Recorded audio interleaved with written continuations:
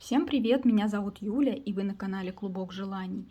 Я вяжу себе пляжную тунику, у меня получается практически платье. Кайму я уже связала, у меня кайма вот такая, как гармошка. И осталось мне буквально чуть-чуть, только закрыть петли.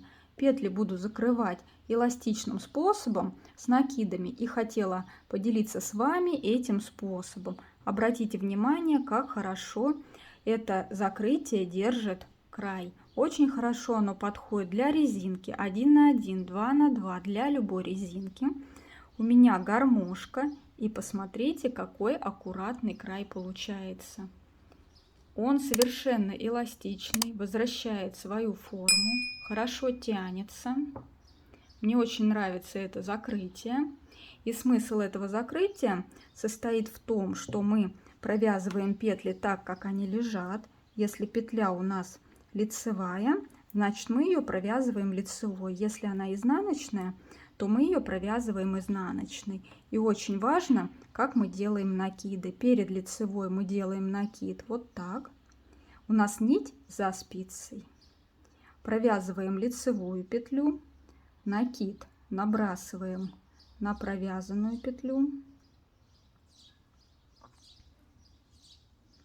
подтягиваем ниточку, и у нас накид обвивает петлю и ее фиксирует. И вот эту петлю также набрасываю на провязанную петлю. Следующая петля у меня изнаночная. Перед изнаночной делаем накид вот так, чтобы нить была перед спицей. Провязываем изнаночную петлю, накид набрасываем на провязанную петлю,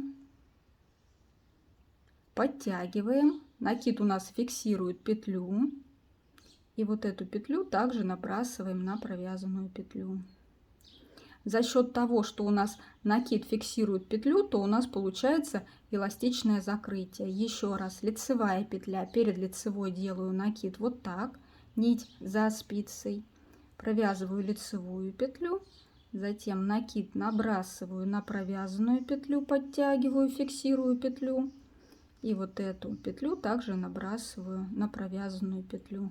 Снова лицевая петля, делаю накид, провязываю лицевую петлю, набрасываю накид, подтягиваю, набрасываю петлю, подтягиваю.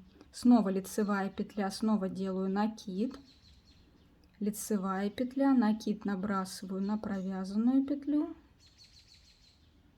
подтягиваю, и вот эту петлю также набрасываю на провязанную петлю. Теперь у нас изнаночная петля. Перед изнаночной делаем накид вот так, нить перед спицей. Провязываем изнаночную петлю, накид набрасываем на провязанную петлю, и вот эту петлю также набрасываем на провязанную петлю.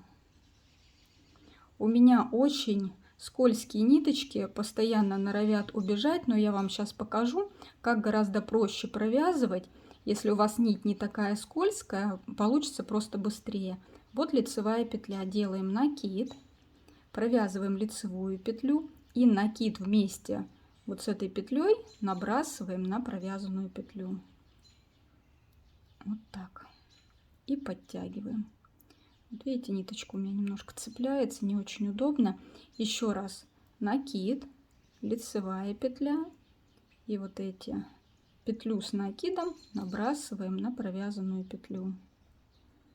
Лицевая петля, накид, провязываем лицевой петлей и петлю с накидом, накид, лицевая петля и петлю с накидом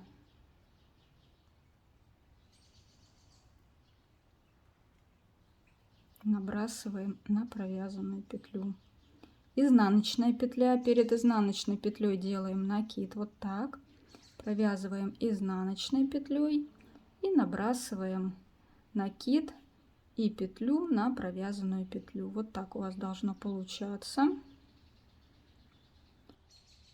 Вот такой эластичный край получается.